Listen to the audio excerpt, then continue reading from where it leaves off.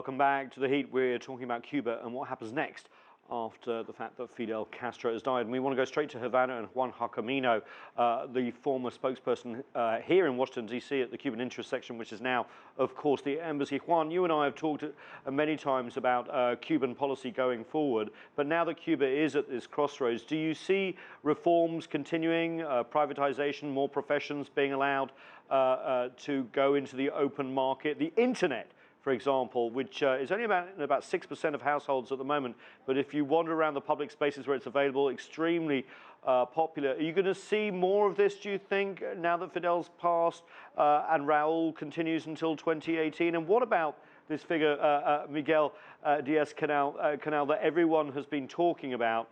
Tell us your thoughts.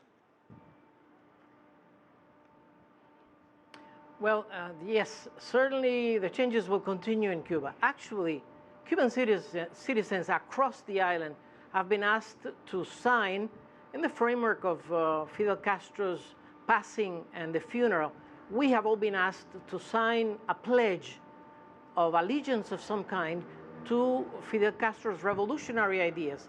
And the second precept in that pledge says, in words of Fidel Castro himself, changing all that needs to be changed. That, to me, is not there by chance. So Cuba, it means Cuba will continue changing. Cuba has been changing, but like Michael Voss was saying, the U.S.-Cuba situation permeates, it's very pervasive. And of course, if we were not 90 miles away from the U.S. and were we to be in a different kind of relationship, things could be very different in this island nation that has lived for decades under a virtual state of siege. Of course, if a new U.S. administration imposes that siege mentality, believe me, Nathan, this island is used to that. We're good at living under siege. We can put on a good fight, but we don't want that. We want, yes, Juan, we want better relations. I'm glad you mentioned that Cuban attitude, because it is something I've experienced. It's sort of, well, if the US wants to, then bring it on, sort of thing. James, earlier, I want to bring you in here. Obviously, we're at a crossroads here with the US administration as well. Obama really sort of opening up, burying the hatchet as far as he could go without lifting the embargo, of course, which the US Congress has to do. And then Trump tweeting out immediately after Castro is dead, you know, dictator's dead, they've got to change, they've got to open up more reforms. What do you think is going to happen? And I know this is a difficult question when it comes to the president-elect. And what do you think Cuba's reaction will be? Well, let me start with Cuba's reaction, because I think we have to deal with Cuba in its actuality. Of course. Not in what might happen. Under the Raul Castro administration, there's been widespread debate in Cuba about the strengths and virtues of their revolution, about their own failures, their own errors, in addition to the embargo. And there is widespread policy discussion about freedom of the press, variations in Granma, the official organ of the Communist Party, issues of racism. Cubans have been very vigorous, very active under the construct of participatory democracy. Raul Castro said to the Communist Party, you are indispensable, but you are not the state, and you, most importantly, are not the citizens. We have to re-understand the calibration of this triad with the citizens at the center. Cuba is well embedded in the Caribbean and in Latin America, with all of the countries of Latin America and the Caribbean supporting Cuba in regional policies and explicitly saying to Canada and the United States, you are excluded. Although 99% of them have bilateral ties with the United States, they're saying out of our mutual interest, Cuba is a full partner and you cannot dictate. So I think, like the CELAC community with the Caribbean, for example. The community of Latin American and Caribbean nations, Petro-Carib, UNASUR, and others. So I think if we grasp the engagement of Cuban citizens and Cuban stewards of government about their own policies and where they're going, then we look at what the context of the U.S. is. The people of the United States have asked to get rid of this blockade. Most of the people in the United States, including most of Cuban and Americans in Miami, disagree with the blockade. They want to go back and forth. I flew in on Tuesday on the inaugural flight of JetBlue waving Cuban flags. That is a result of the U.S. citizens saying, we want our rights to go back and forth. So in this context enters the Trump administration. It will have to deal with the logic of corporations and capital. The Chamber of Commerce, the National Chamber of Commerce of the United States, went down to Havana to meet with the Cubans well before President Rafael Castro and President Barack Obama started their diplomatic engagement. So you think the door's already open too wide to shut it? Right. Now, Trump will have a lot of rhetoric, and the U.S. State Department will continue to try to undermine Cuba and through USAID and the National Endowment for Democracy. But there's cooperation going on.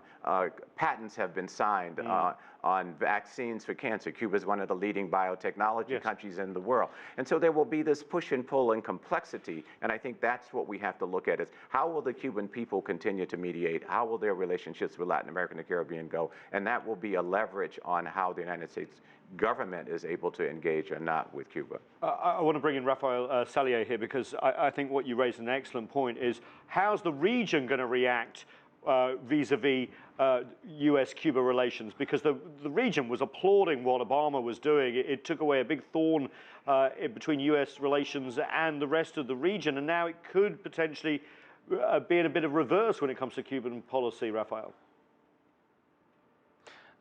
The irony is that when Obama announced his rapprochement with Cuba, I think only Nicolas Maduro was the only one that was quite surprised, as that worked against his own internal policies and discourse.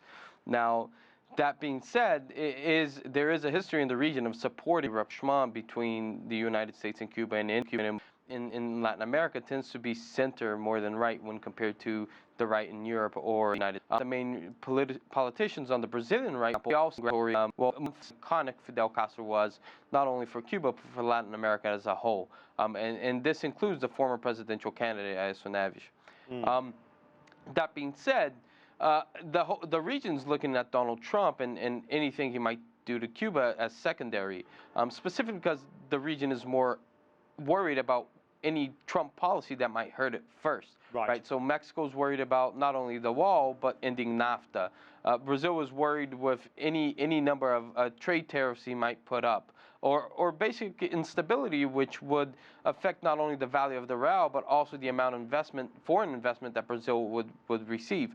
And Cuba is only an afterthought. Right. Now, that being said, Donald Trump's current cabinet choices tend to show that he's leaning on your old school Cuban Miami individuals, or linked to old school Cubans from Miami, for his Latin American policy, which tends to think that he's going to harshen the U.S. relationship with Cuba. Now, that being said, a good way to think about it is that there's going to be a dual pull on Donald Trump, where one part of his cabinet, the policy people, are going to be pushing for a harsher relations, while business-linked individuals, which are making up a large portion of his cabinet, are going to be pushing for opening up with Cuba so that they can invest, so that they can make money inside Cuba or with relations with the island. Rafael, thanks so much, and that echoes exactly what James earlier was saying about this push-pull before different interests in the U.S. Juan Jacomino, I just want to go to you. Obviously, Cuba's standing in the world has changed a little bit too. It used to export revolution, but it helped brought about peace with Colombia and the FARC rebels recently. Where is Cuban foreign policy going now? Well, Cuba, long time ago, even Fidel Castro himself said that, at least for Latin America, the revolutionary armed struggle was not the solution. Cuba helped Colombia attaining peace. Cuba is in a unique position. Actually, when you look at Cuba 2 months back, you don't have to look a whole year back, 2 months back, you see dozens of heads of states coming to Cuba. It's virtually 2 per week or something like that. So Cuba is pretty well connected with the world. The attitude in the world towards Cuba, I would say, is a positive one. And so is Cuba's attitude to the world. Cuba has always shown solidarity, at least with the third world. And now the big nations, Europe, everybody is turning to Cuba after, of course, sadly enough, only after. Yeah. Well, Juan, thanks so much. I want to just get a final word before we close from Michael Voss, our correspondent in Santiago de Cuba. Just one final question. Are Cubans hungry for sort of the capitalism they see in the United States and Latin America, or do they really want to keep their social contract, which doesn't make them rich, but certainly makes them healthy, very well educated.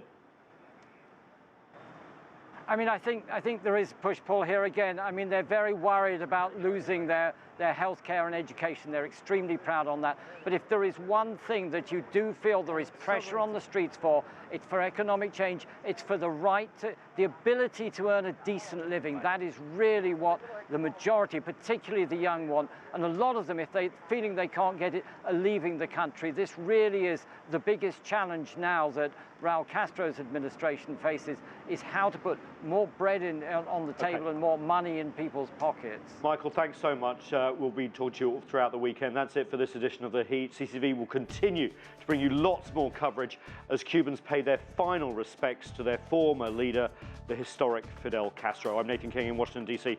Thanks so much for watching.